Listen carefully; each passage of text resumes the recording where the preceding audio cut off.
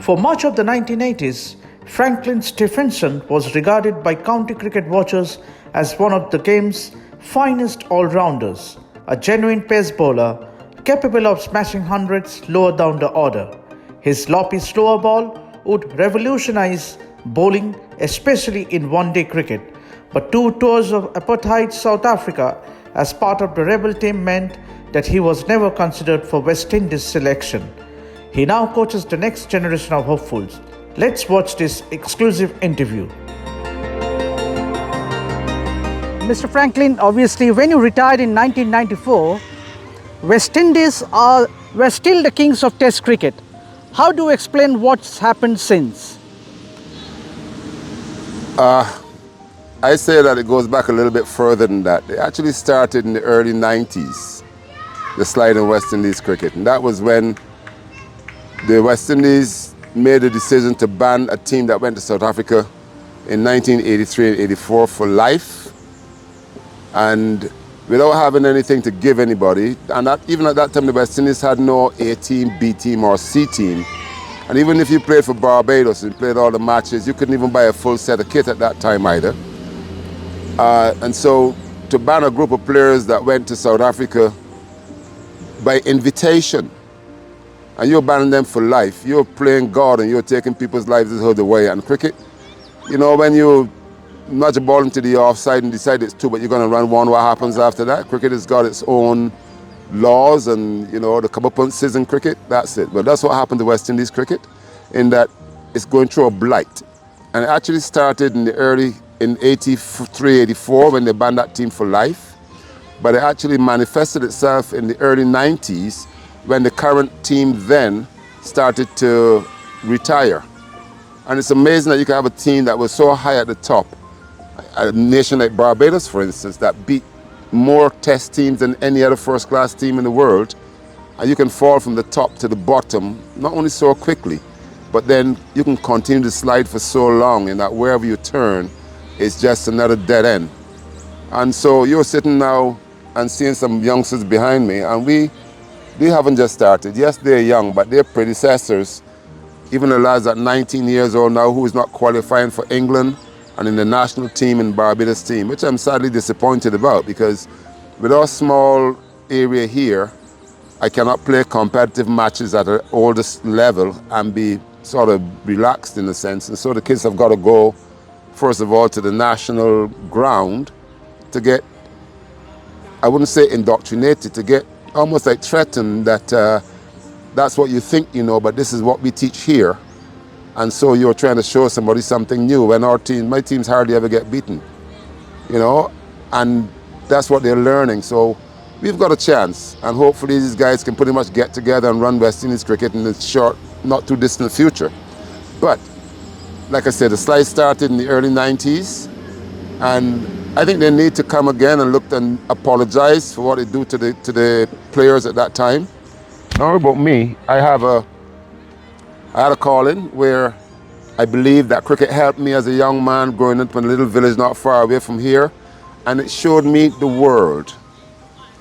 You know, I went to places where they didn't know where the West Indies was. They saw that we were some part of India, and I had to explain, no, where these islands in the Caribbean and stuff. And I've got friends from there still.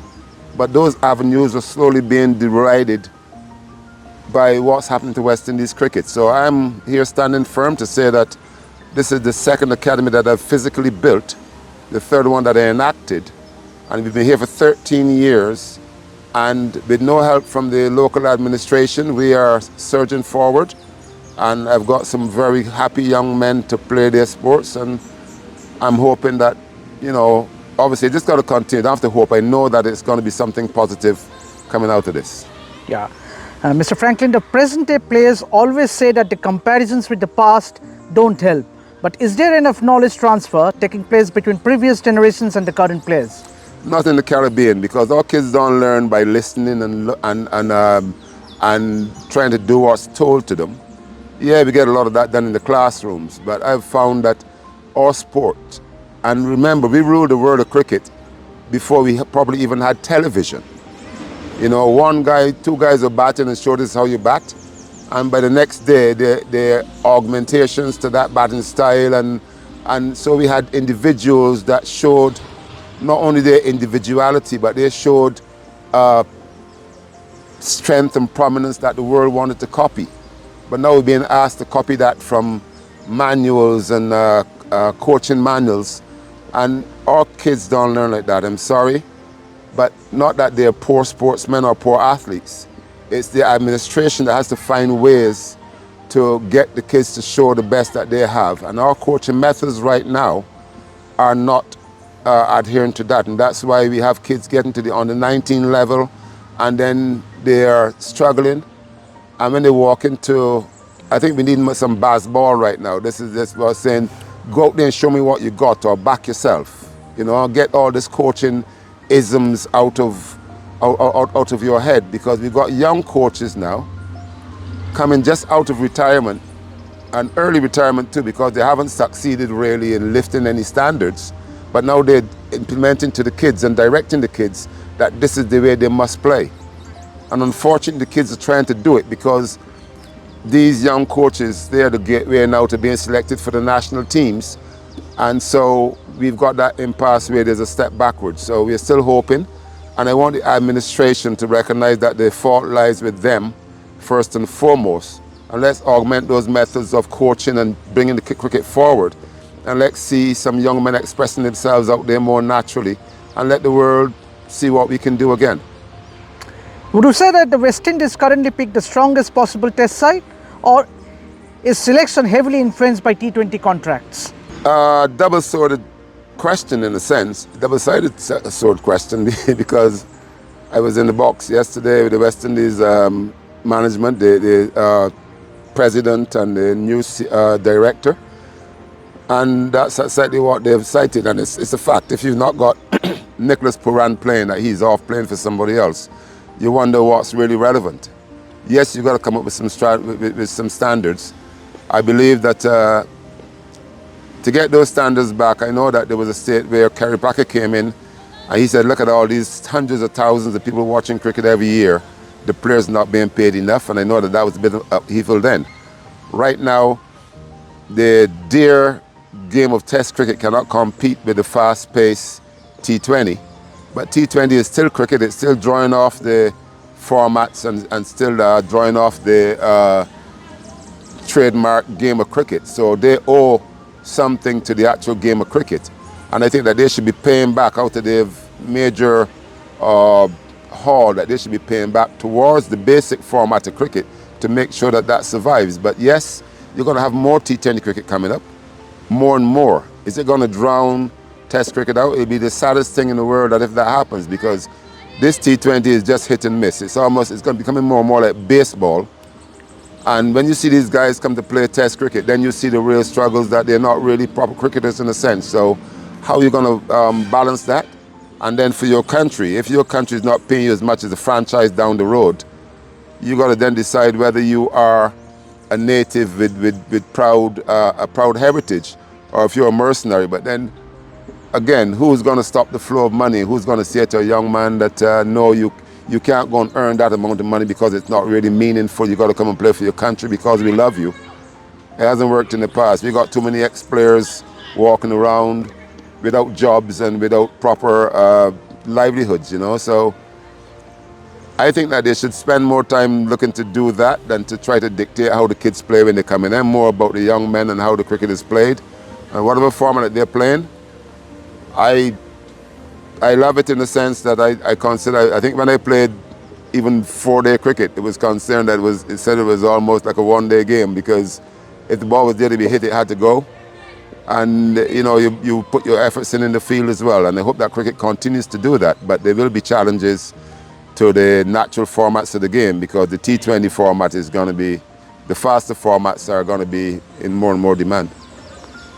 You and Greenwich were both from Barbados, Marshall and Garner too, but holding from Jamaica, Sir Viv Richards and Andy Roberts from Antigua, last but not the least Sir Clive from Guyana. What was the glue that held it all together? Well, the glue, first of all, with me, would have to get a pathway to get me in, because I wasn't selected in the test team. And even when they lifted the ban, when the ban was lifted, I had just done the double, the only West Indian to take 100 wickets. And for the records, it was 125 wickets in a season in county cricket and score 1,000 runs in that same season. And you would have thought that actually the world at that time was looking to see what I was going to do in Test cricket, even with an 8-year ban having been served. But then that was when Barbados saw it fit then to leave me out of the team. And, you know, so that's part of our right in our demise, really. You had no respect for the game and the respect for who played it. And so you're trying to show, what are you trying to show now, yourself? No, that time back I was just explaining that cricketers came from out in the villages, and the villages are very strong. When a village went to another village, you saw heart and you saw commitment and love and dedication. And that's village cricket. Now you go to the Kensington Oval and you don't see half of what you saw then. So the administrators, it's all talk, yes, but they can only talk what they know. Some very young men that not even a part of our past glory in a sense, but then I think it was seen that the guys who played at that time were all thick heads that couldn't survive in management, and that's why they had to bring these people on board. So whatever they used to pull the cricket down, it's worked. But I would dare to say that it continues, because this is an academy that was built and open 13 years now, and if the National Association hasn't seen it fit to even try to copy or to include it, but moreover, I think they tried to deride that their system of come to Kensington Oval for 1 day a week, as on the 13 or on the 15, on the 17, on the 19, on the 21, the ladies team, the national team, and you got 6 pitches there that you could only use 3 at one time. I don't know how you're expecting to do this, but you pull away from an area like this. Here we have 13 turf pitches and 3 all-weather strips.